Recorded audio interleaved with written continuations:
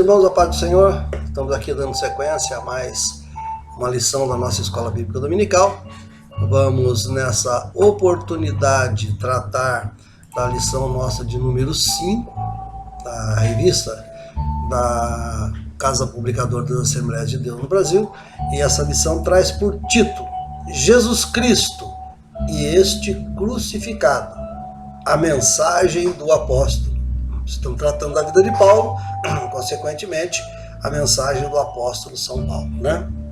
O textuário da nossa lição diz assim: mas nós pregamos o Cristo crucificado, que é escândalo para os judeus e loucura para os gregos. 1 Coríntios, capítulo 1, verso 23, para você conferir tranquilamente aí na sua casa.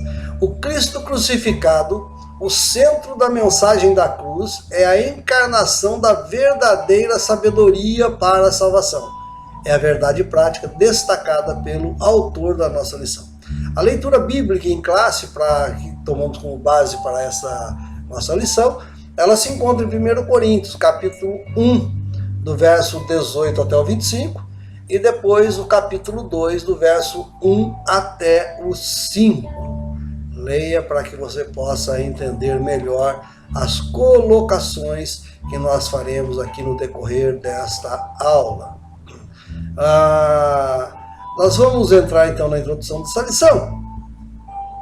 Quando Paulo, segundo a lição passada nossa, foi fazer o seu retiro, digamos assim, lá na Arábia, né, durante 3 anos em que ele ficou meditando, com certeza ele era um conhecedor muito afinco da lei, né, de Moisés. Ele era fariseu, né, ele era um legalista, inclusive.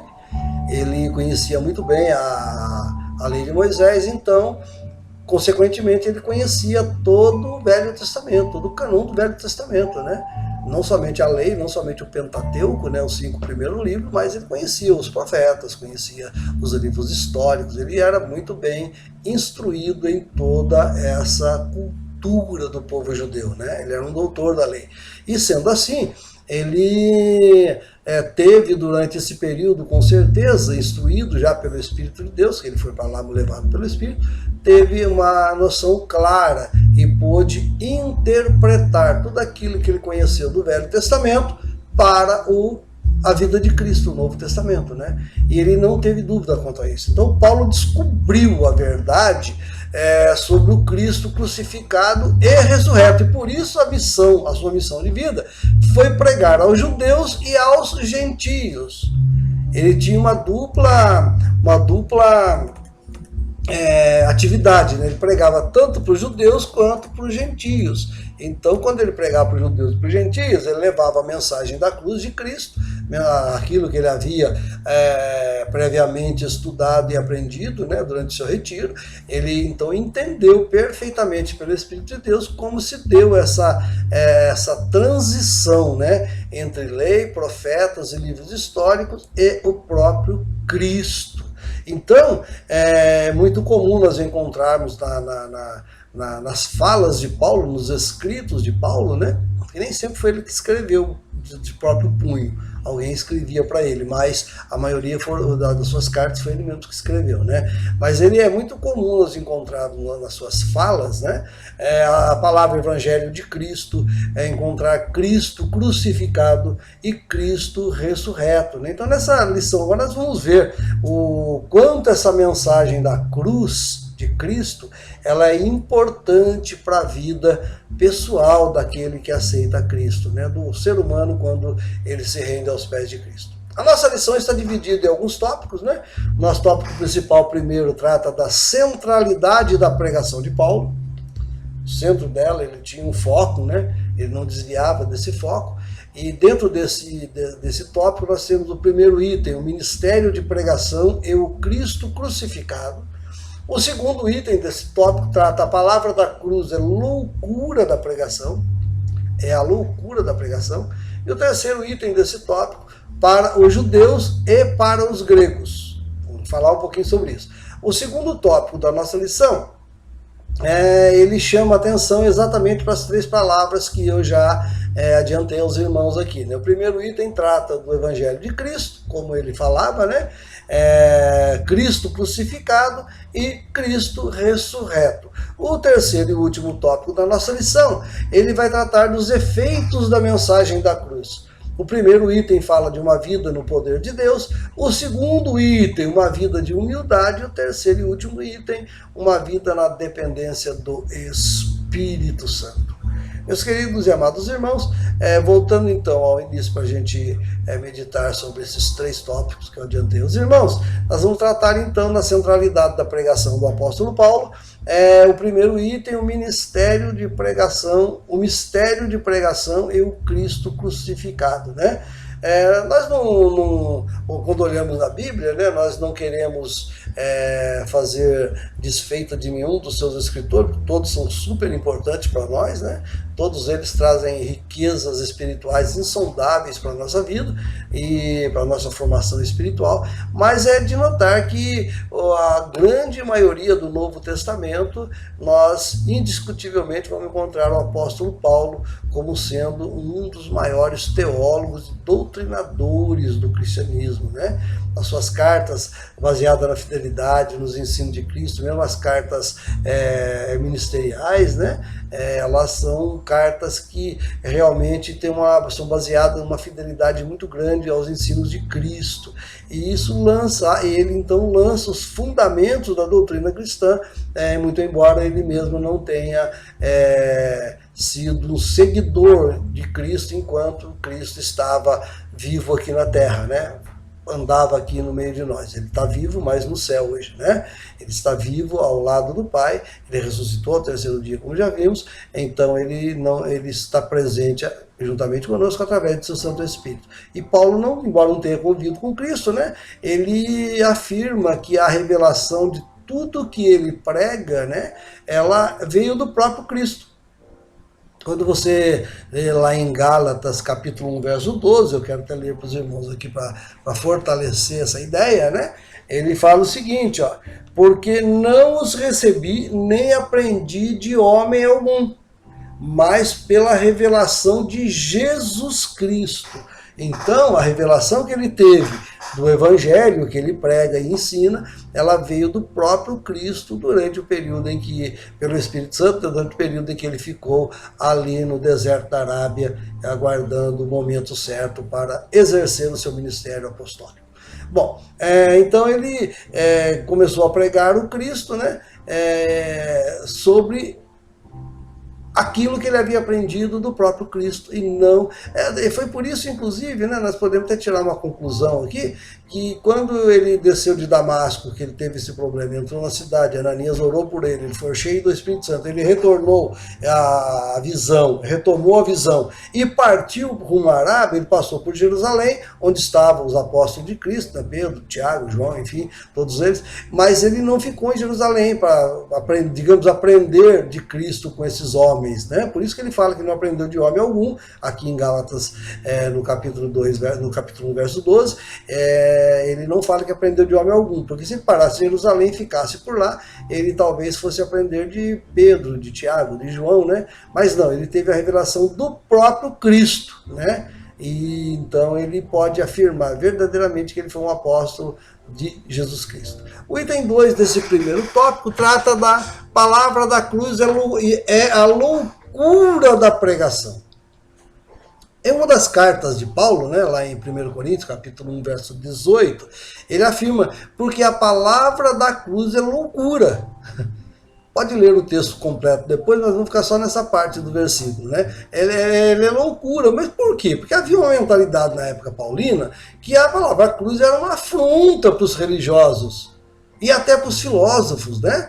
A cruz era o símbolo máximo da iniquidade, do pecado, só bandidos e salteadores, só marginais que eram destinados à morte de cruz, né? Embora fosse um julgamento, foi um julgamento injusto, aquele que Cristo teve, né?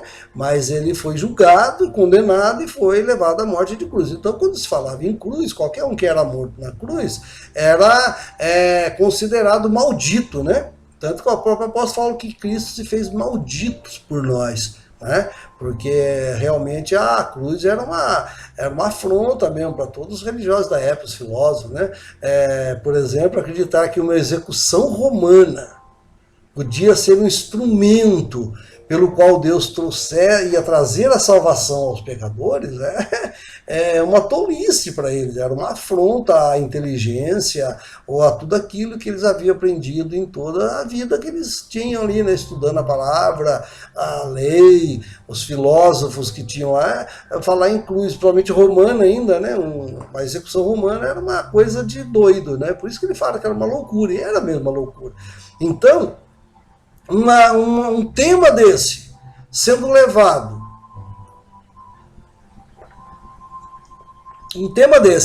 a cruz, né, tratando de pessoas executadas numa cruz, salteadores, bandidos, marginais, enfim, aqueles que eram viviam à margem da sociedade, né, praticando maldades, eles eram levados à cruz. Então, para ele, nesse sentido, a cruz era um argumento muito difícil de Paulo explicar para aquelas pessoas, né? Mas ele usava da simplicidade que o Espírito dava a ele para poder introduzir por que Cristo foi morto na cruz e porque ele então era realmente o Filho de Deus e ia perdoar pecados, né? Então, nesse sentido, a cruz de Cristo não produziu atração nenhuma, não facilitou em nada o ministério de Paulo, mas ela só produziu rejeição, pois era um instrumento aí de castigo, um instrumento de suplício, né? E de morte, que era a finalidade principal, porque ali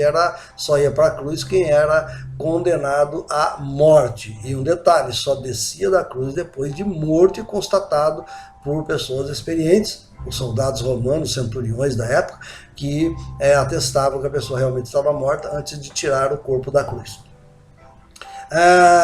O item 3 desse primeiro tópico, né, trata de para os judeus e para os gregos. Qual a diferença, né? Enquanto os judeus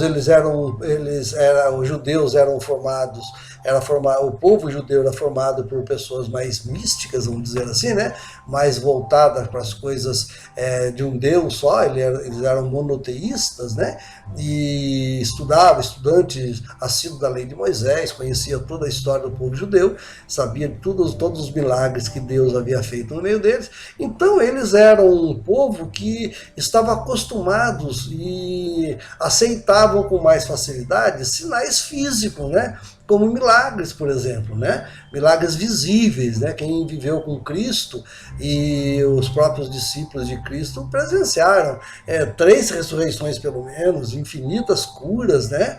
Milagrosas, sinais, pesca maravilhosa, multiplicação dos pães, uma mar que se acalma, então uma infinidade de sinais visíveis. Então o povo judeu, a pregação da cruz para o povo judeu era difícil, né? Era uma loucura, porque chocava a sabedoria humana, né?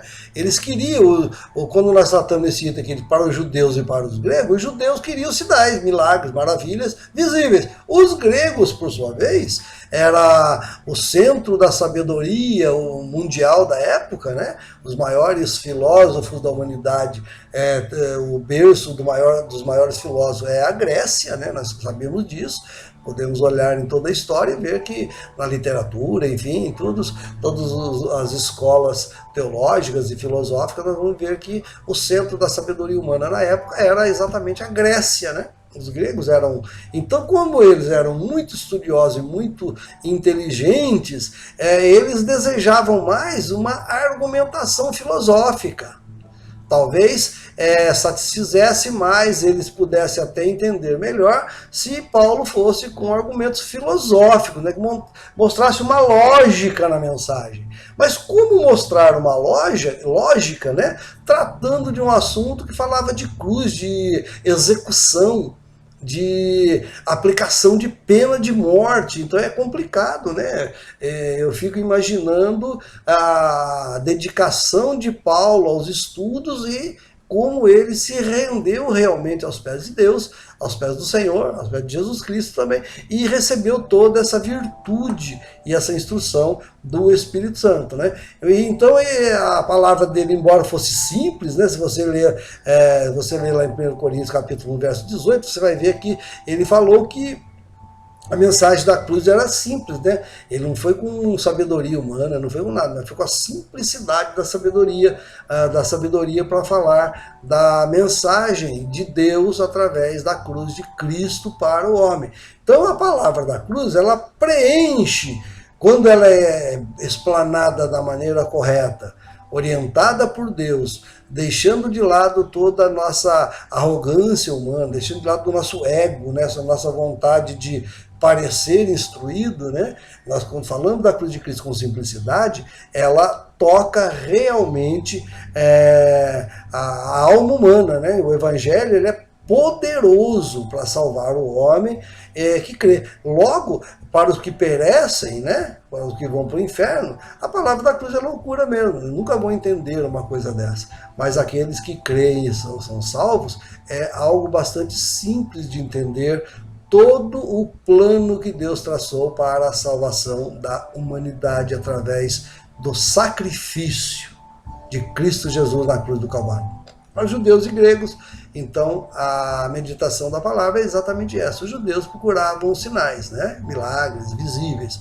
Os gregos procuravam sabedoria humana, convencimento filosófico, né? Se eles fossem convencidos filosoficamente de que aquilo que Paulo estava pregando fazia sentido para eles, então seria mais fácil de aceitar, mas isso era muito difícil para eles.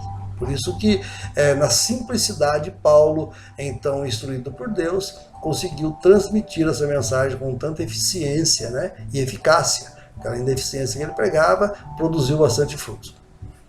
O segundo tópico na nossa lição trata de expressões-chave na doutrina de Paulo. Eu disse no início, né? No início da nossa fala, eu disse que é muito comum nos escritos de Paulo, né, encontrarmos, por exemplo, a palavra, o Evangelho de Cristo, é o primeiro item desse tópico nosso, né? Esse Evangelho de Cristo, né, ele aparece também nos 4 evangelhos, viu, irmão? Ele aparece em Mateus, Marcos, Lucas, João, e essa palavra Evangelho também, ela aparece com muita frequência nas cartas de Paulo, né? Só para os irmãos terem uma ideia, né? Essa palavra Evangelho de Cristo, ela ocorre no Novo Testamento cerca de 76 vezes, segundo os mais assíduos estudiosos da Bíblia, né? 76 vezes ocorre essa palavra no Novo Testamento, o Evangelho de Cristo. Uma delas, por exemplo, está na Romanos capítulo 16, pode conferir lá, né? Foi uma das primeiras vezes que Paulo usa esse termo.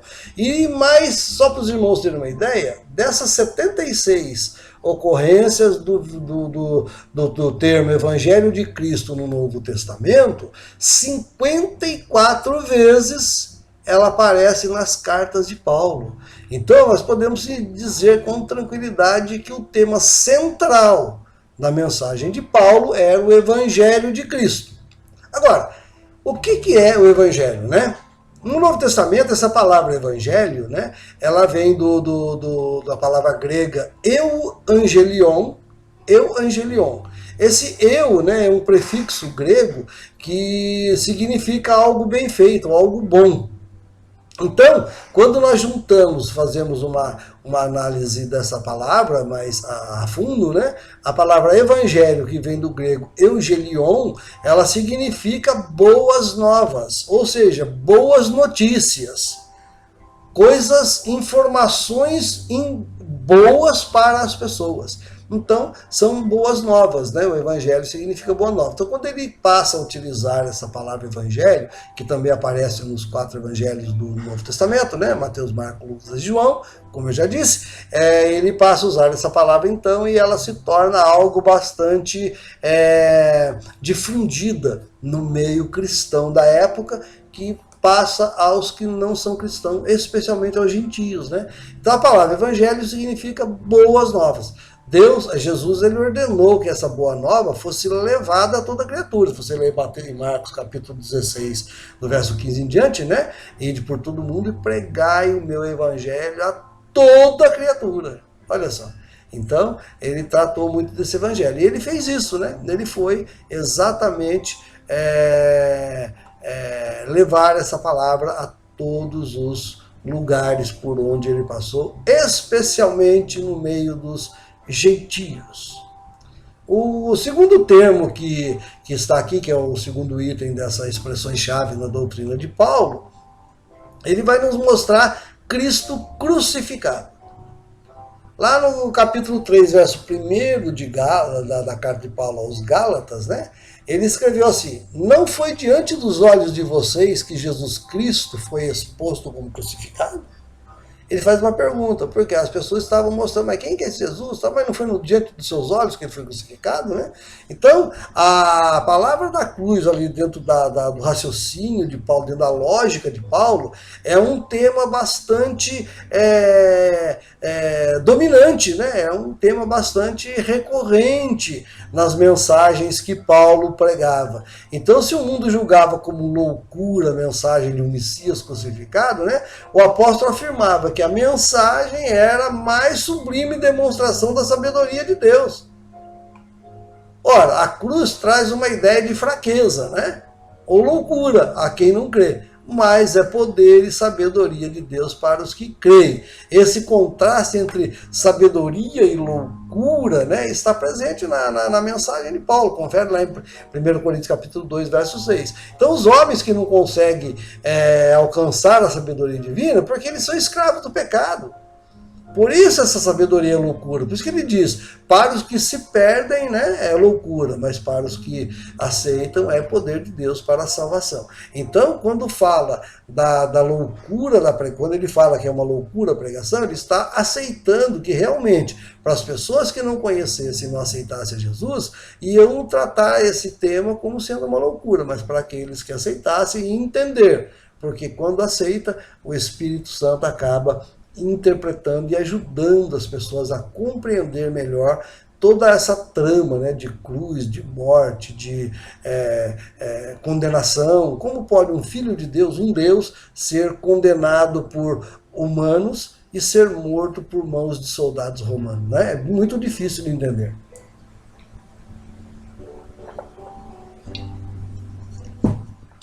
Terceiro texto-chave, palavra-chave que ele usa muito nas suas mensagens, né? Essa expressões chaves que ele usa, né? Trata de Cristo ressurreto. O autor coloca, não há importância na morte de Cristo se Deus não tivesse ressuscitado. Ora, o próprio apóstolo Paulo, escrevendo no 1 Coríntios capítulo 15, verso 14, ele disse assim, olha, se Cristo não tivesse ressuscitado, em vão seria a nossa pregação. Ou seja, nós estaríamos pregando ao vento, não teria sentido nenhum.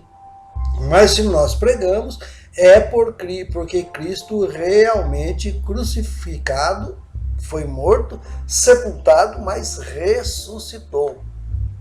É interessante notar que a ressurreição de Cristo, ela foi patente aos olhos dos 12 discípulos depois que ele ressuscitou e se apresentou a eles, mas para Paulo foi diferente, né? Foi uma forma que ele teve de, vamos dizer assim, mostrar a Paulo diretamente como funcionou essa ressurreição dele, né? Aparecendo na estrada de Damasco. E Paulo, então, ele teve, na realidade, uma visão do Cristo ressurreto diferente dos demais apóstolos, né? Porque os demais conviveram com Cristo por cerca de 50 dias depois que Cristo ressuscitou e puderam tocar em Cristo, tocar no Mestre. E Paulo, na realidade, foi um encontro com Deus, com Cristo, né? De uma forma bastante diferente da que os outros discípulos tiveram. Mas ele teve a mesma convicção de que realmente a relação entre a cruz e o túmulo vazio de Jesus expressava exatamente o real significado da cruz, né? Tem a cruz, tem a morte, tem o túmulo e o túmulo vazio. O túmulo vazio realmente era a prova incontestável de que Cristo havia ressuscitado. Portanto, o nosso Senhor, ele é proclamado, Jesus ele é proclamado como crucificado e ao mesmo tempo ressurreto. Era o tema central da mensagem de Paulo. Nós partindo então para o terceiro e último tópico da nossa lição, né? Os efeitos da mensagem da cruz. O primeiro item trata uma vida no poder de Deus. Nós sabemos que a finalidade da regeneração, da salvação através do sangue de Cristo é exatamente a salvação da humanidade, né? A salvação do ser humano. O ser humano estava distante de Deus, havia se distanciado durante a história sua aqui na Terra, e ao mesmo tempo, em virtude da queda lá no Éden, o homem não tinha acesso a Deus, né? A lei, ela, como o apóstolo Paulo, ia servir mesmo um instrutor para chegar até Deus, mas a maneira como eles tratavam na época exigia sacrifícios de animais, enfim, tudo aquilo que nós vemos lá no Velho Testamento. Então agora os efeitos da mensagem da cruz, o primeiro item trata uma vida no poder de Deus, né? O apóstolo Paulo escreveu lá no 1 Coríntios capítulo 18, ele me disse que a palavra de Deus, ela é loucura para os que criam, mas ela é poder de Deus também para a salvação de todo aquele que crê em Jesus Cristo, né? Então, quando nós falamos da palavra de Deus, nós devemos sim esperar uma manifestação do poder de Deus em nossa vida.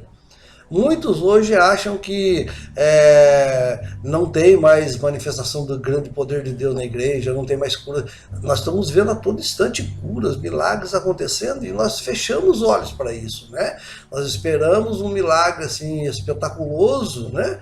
E Deus nem sempre age dessa forma. Ele age quando é conveniente para Deus agir dessa forma. Ele sabe o momento de agir dessa forma. Mas a todo instante, Deus tem nos usado, né, para salvar um pecador.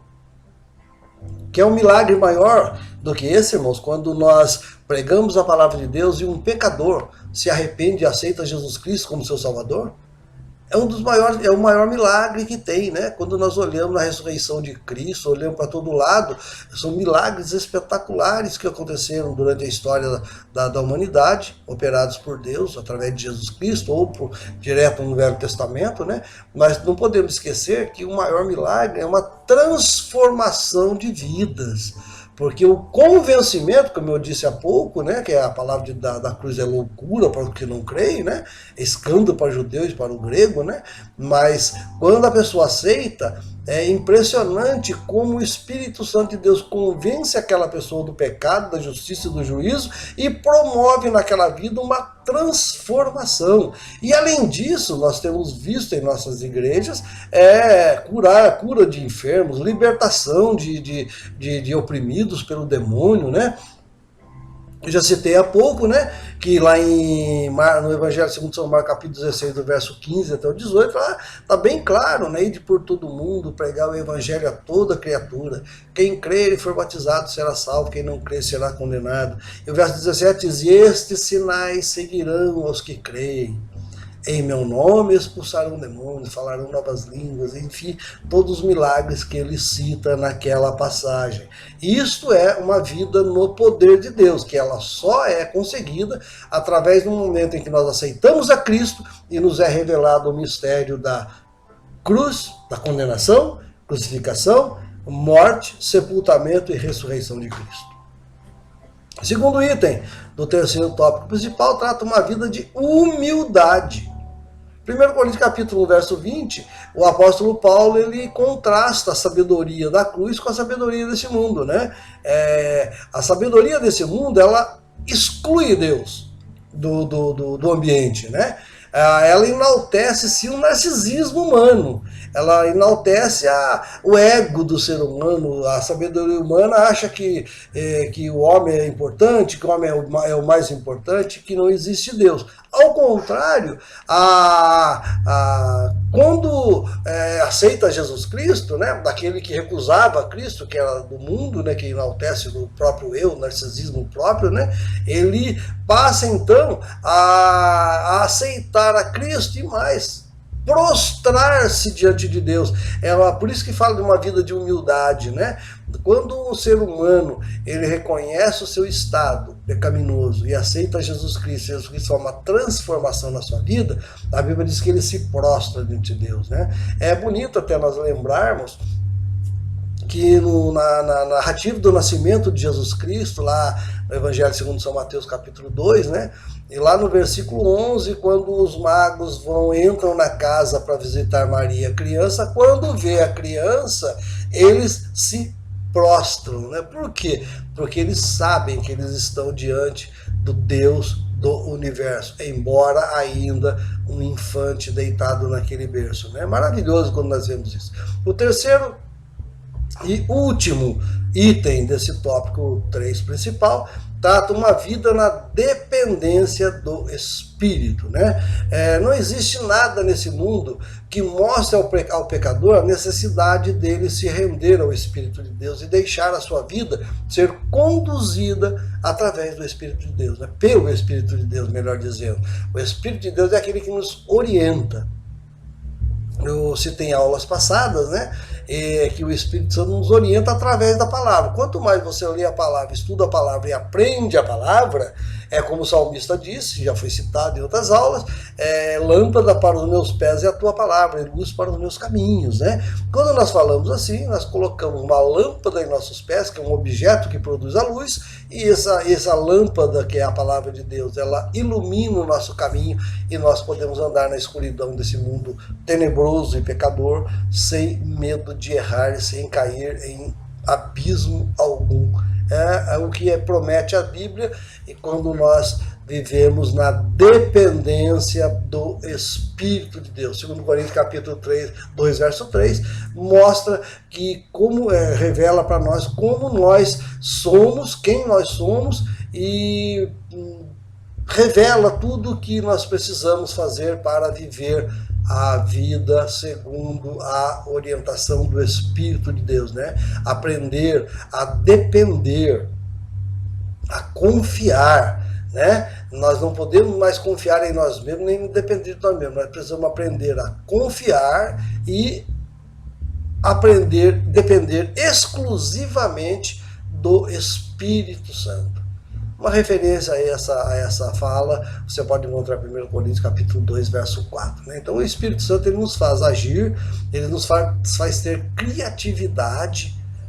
Quando nós olhamos a vida do apóstolo Paulo, em diversos momentos, diversas situações que ele enfrentou, ele usou de uma criatividade que nós podemos dizer que é uma criatividade humana, segundo a capacidade dele. Mas a orientação naqueles momentos, nós não temos dúvida que veio diretamente do Espírito Santo do Senhor, né? Ele que nos dá essa criatividade para fazer coisas de modo que glorifiquem a Deus, né? A mensagem da cruz, ela nos ensina então a depender exclusivamente do Espírito, mas para isso temos que aceitar. A cruz de Cristo, então, ela tem poder com a sua capacidade de transformar pecadores em santos. Que Deus possa falar melhor em seu coração. A conclusão da nossa lição, na íntegra, diz assim: a mensagem da igreja é a cruz de Cristo. Essa cruz dá conta do Cristo crucificado e do Cristo ressurreto. Esta mensagem traz escândalo para o mundo, mas poder para nós.